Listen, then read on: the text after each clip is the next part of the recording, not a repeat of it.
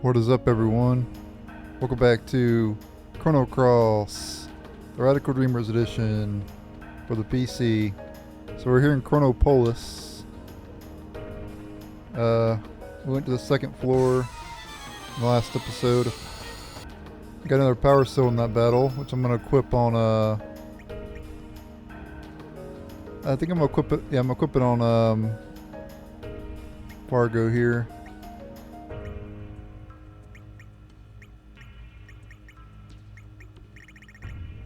It's gonna lower his magic defense some, but it'll boost his attack by quite a bit. That boosts attack by 5. That's pretty good.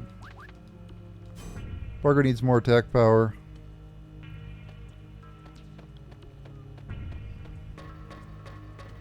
Anyway, we're gonna go back up to where we were before, which is in this room over here. I do have to enter like a code or something. I don't know what the code is.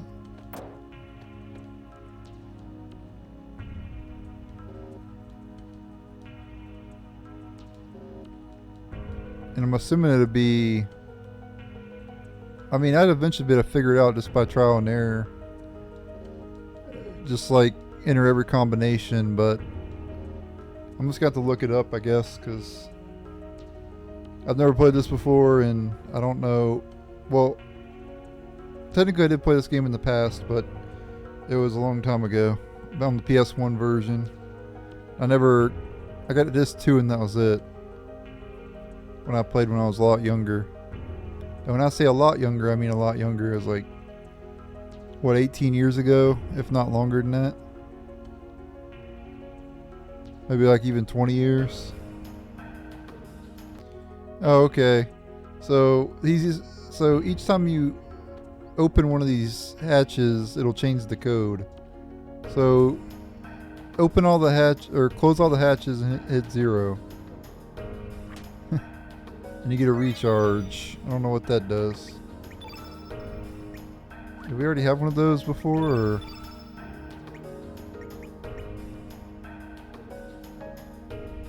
Not sure what that is.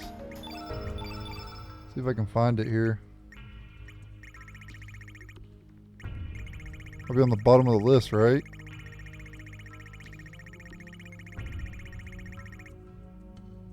Recovers a used element for reuse. Oh. That's really good, right? Wow. So that's like the only way to reuse a particular element. Does it work on like special techniques? Like X-Slash or whatever? Probably not, right? Probably only works on like these abilities right here. I mean, it's still pretty good. Like being able to reuse Holy Light if I run out of them or whatever.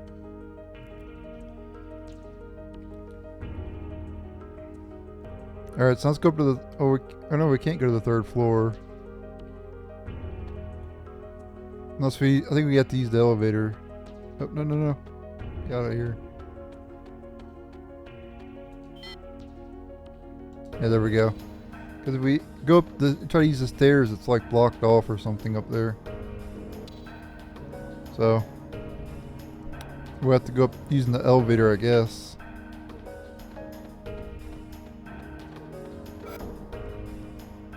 I have no clue where to go, so I guess I'll go in here. DNA records are poems and music. Adenine and thymine, guanine and cytosine, rhythm and melody. Perhaps the DNA of the ones who make contact with the flame is recomposed by the sound they generate within. Wonder if life forms are just dreaming in an endless flow of music. Lavos, an extraterrestrial life form that is thought to have fallen from the heavens 65 million years ago. Yep, and here's another tie-in to Chrono Trigger. Lavos is the final boss of Chrono Trigger, for those you don't know. A lot of people already knew that. so that's why I spoiled it. On time when it existed before history was changed, Lavos was assumed to have slept deep below the planet's surface, sleeping consuming the planet's energy up until the day destruction known as the Apocalypse. There are those who believe that 12,000 years ago, the legendary ancient magical civilization known as Zeal came into contact with Lavos. That fateful encounter is said to have resulted in Zeal disappearing from the surface of the planet within the space of a single night. However, the very existence of the ancient civilization of Zeal has never been proven, so the theory cannot be confirmed to this day. On some timelines, Lavos appeared on the surface of the planet in the year 1999 and brought the world to ruin. However, a group of young time travelers saw where their planet's history was heading in through their actions rewrote time. Yep. You can actually fight Lavos right at the beginning of the game in Chrono Trigger. If you I think it's been so long since I played, but at the fair or whatever, you can like pick one of the time machines or whatever, and if you pick the wrong one, you pretty much fight Lavos and you die. Oh, we get a rainbow shell, nice.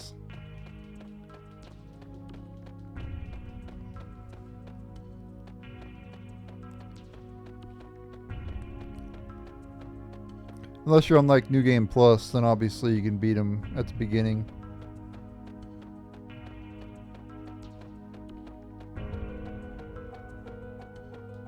Get out of the way, I'm trying to get through the store.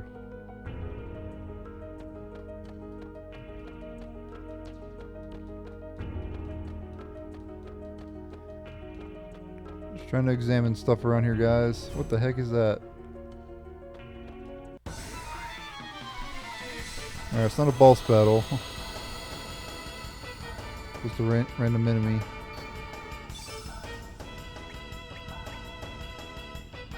Combat.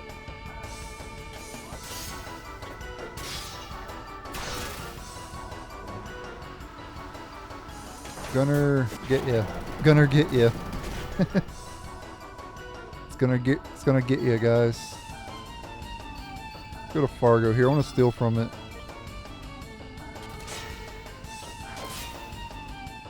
Before I kill it here.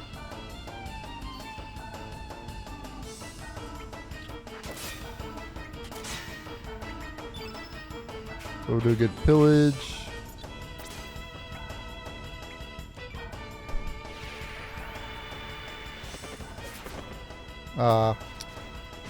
Seriously?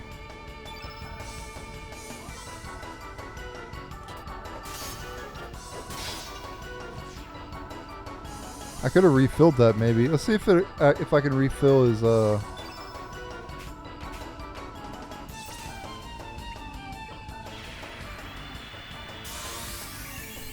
see if that's how. Oh, it missed. No, it doesn't. It doesn't work on special techniques. That's unfortunate. I tried though, guys. I kind of figured it wouldn't work on special techniques. It only works on magical elements.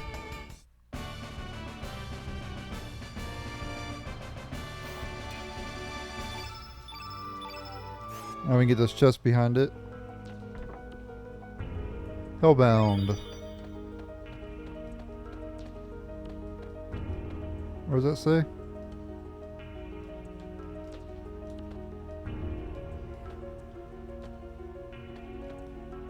Model of brain evolution. This one's hard to read. Okay, model of brain analysis. Model of brain behavior. Jeez, I hate trying to read this stuff. Like I'm hitting X on it, it's not. Model of lower animal brain, okay. Memory scanning and imprinting is not that difficult a thing.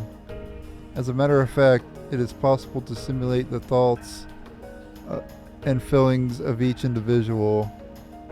These are all electric signals that flow around the circuitry of the brain, after all. Vessels of flesh can now be reproduced through cloning, and the soul stored within these fleshy vessels can be stimulated as well. Thus, one could even go so far as to say that death itself no longer exists. However, this comes at the cost of destruction of the individual, the loss of variation. In which case, is there truly life where there is for death? We control human emotions by using neurotransmitters.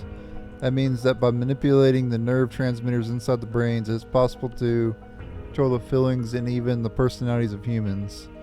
Fate uses the records of fate and connect directly to the brains of the humans with which they come into contact.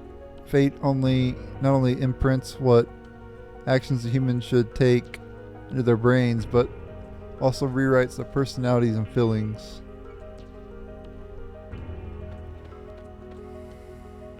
The life forms on this planet develop from single-celled microorganisms to protozoans, then from fish to amphibians, and from reptiles to mammals, and eventually to humans, beginning with a cerebral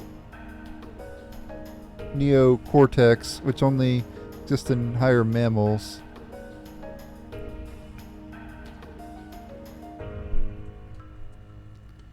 Anthropod brain enlarged at an accelerating pace until it became the human brain we know. Could the reason for the abnormal development of the human brain be the biological contamination caused by Lavos? If this follows that humans are really a heterogeneous life form or foreign matter as far as the planet is concerned, humans are a sudden mutation caused by the contact with Lavos, an alien life form that fell to this planet from space. That is why humans are, biologically speaking, unbalanced and incomplete. Literally inconsistent and disconnected human existence is plagued by contradictions. An incomplete species torn between love and hatred, whose very being is self-contradictory.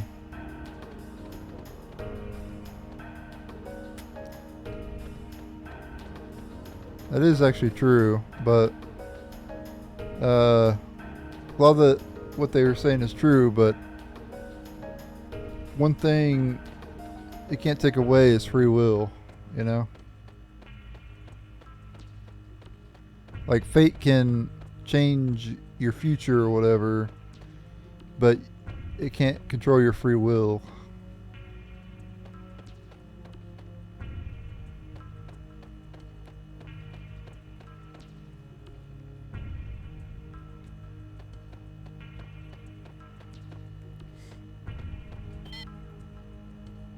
Alright, so I'm gonna go to the 4th floor, I guess. I'm not sure if that's where I'm supposed to go right now or not, but I guess that's what I'm gonna do. I like how they put an enemy right there. The person now registered as Arbiter Manor.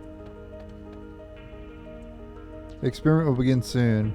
Please withdraw to your current designated positions.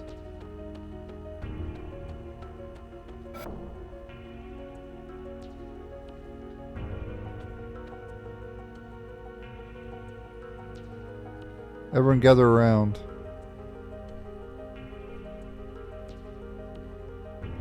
Let's see. In the 5th century, a scientist by the name of Luca, that's who we saw in Oh no, wait, Luca wasn't Luca in Chrono Trigger? Yes, Luca is in Chrono Trigger. Wow. Luca indicated the possibility of time travel through the use of a time egg, which utilizes miniature black holes. Whether this could actually be possible or not is still subject of intense debate, and no conclusions have been made. That's so awesome, though. That they're referencing Luca from Chrono Trigger. She had the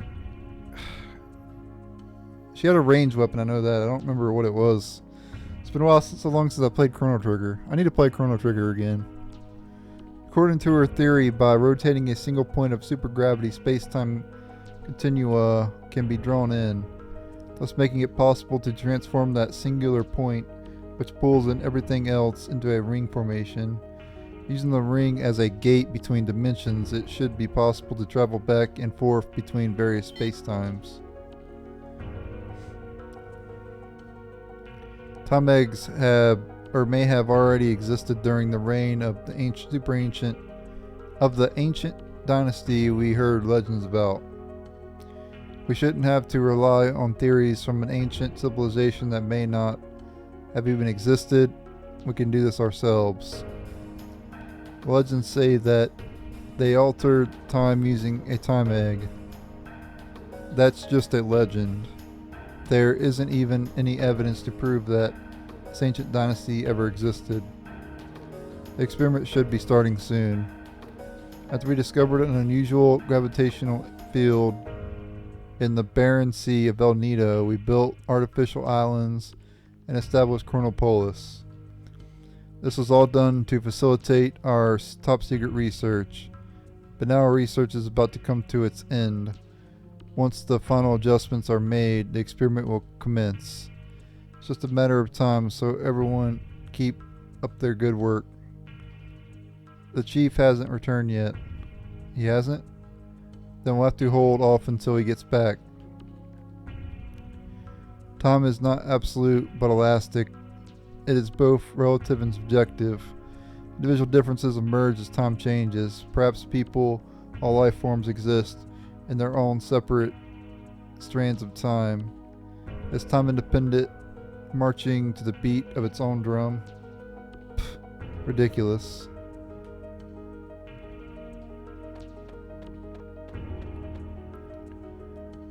Lost ancient magic civilization of Zeal. If it really did exist, someone may have even traveled through time to this period.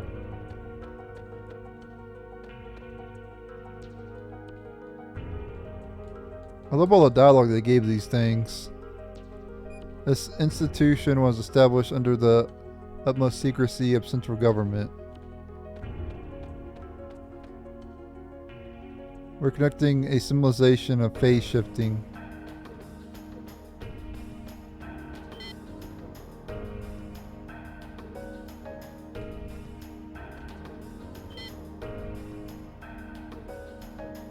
I don't know what that does exactly, but I'm going to go and activate it. I guess we're supposed to do that. Maybe something will happen later.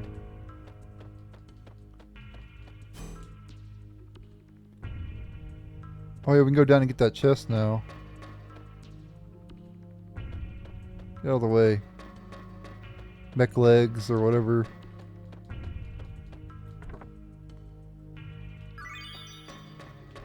Okay. Talk, you stupid thing. The chief said he was going out for a walk. He's probably by the clock or dock somewhere, gazing out to sea. That's where the save point's at, so I guess that's where we're headed to next. Get out of here. These things are super slow and you can avoid them pretty easily, but they get right in the way in this very narrow hallways. Imagine if Final Fantasy 13 had like well, I guess they did have enemies that you could see. What am I talking about? I was thinking it was random battles in 13. That's not true. The enemies you actually saw. I'm stupid. Where does B1? Which was in the Central Lab Zone registration card. Okay, so we can't go to B1.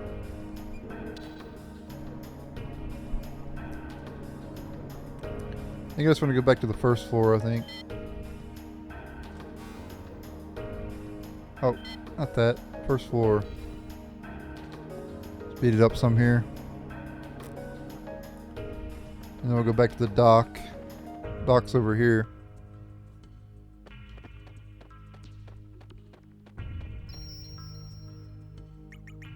Alright, how long have I been recording for? Okay, 20 minutes. Okay, we'll continue on a little bit farther then. Oh, not too much more, but a little bit more anyway. Alright, let's talk to the chief, I guess. I guess one of these things is the chief. Maybe this one over here.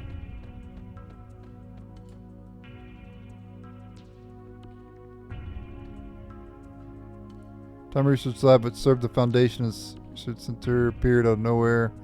Year 2300. It was headed up by the scientific genius Beltazar. However, at the peak of his career, he simply vanished. We've continued this work and have come this far. Work is almost complete. Oh, it's about time I headed back. Experiment's about to begin. Okay. So now we need to go back to where we were.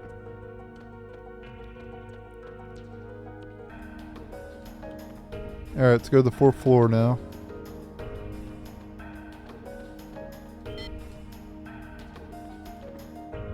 Seriously? Floor number 4. Going up. Ah. Experiment is underway. Access denied.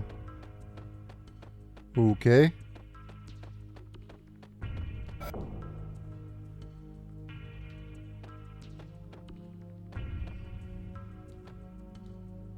Oops, this is where we observe 2 parallel worlds. Okay. How do we get in there to fight that boss? Or not the boss, but it's not a boss, but main computer Chronopolis is called Fate.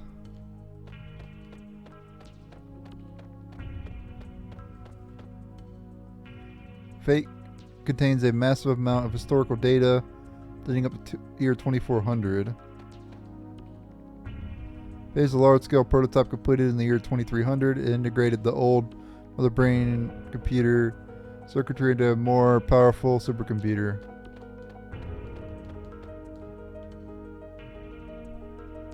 Two worlds that are so close in nature yet so far removed from one another exist in separate dimensions. These worlds are under the constant observation of and guided by the main computer of Chronopolis, Fate. Fate has been manipulating the world in which El Nido lies in order to avoid any major change to the history it knows. If an event on El Nido influences the main continent, the year 2400 in which Fate exists would change. Paradox could potentially lead to a great disaster. Records of Fate terminals collect data from around the world and input guidance directly into the minds of its users. In this covert manner, Fate is able to control the lives of people without them knowing. Guided by Fate, the people of El Nido lead harmonious lives. In a sense, they are nothing more than puppets of Fate. An instruction to the young girl in Arnie 01 to give up going to the main continent to become a poet. An instruction to the man in Arnie 02 to give up on becoming a fisherman. They plan to avoid any point of contact with the main continent so as to not affect history. However, ever since the formation of the Dead Sea 10 years ago, Fate has been unable to intervene directly with World 01. The best Fate could do was to cross the dimensions and receive data through the records of Fate. And with much difficulty, Fate succeeded in binding Miguel to the Dead Sea as a watchman. That's who we fought earlier at the Dead Sea, if you remember correctly. He was pretty tough. We managed to beat him, though. Okay.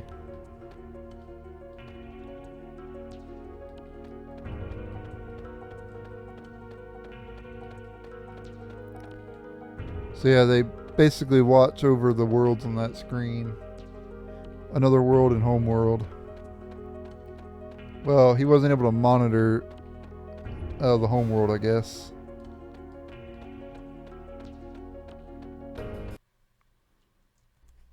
Okay, let's is there a card key in here? I think there's a card key somewhere.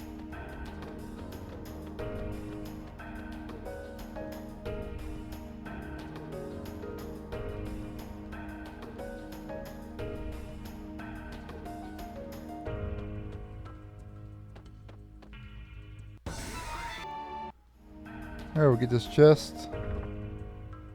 There we go, now we got the card key. Okay, so with the card key, we can go back to... Well, first you want to go back and save it. You want to go... You can go to B1 now, though, but you want to go to the first floor, go back to the dock and save your game, because the boss we're going to be fighting in this area is very difficult. Well, I don't know if it's... What I read, it's very difficult. I haven't fought it myself before, but I guess we'll see, right?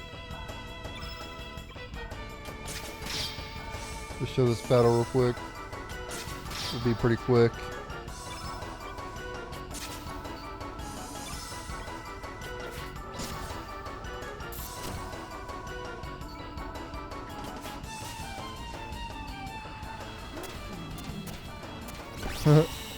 Weird.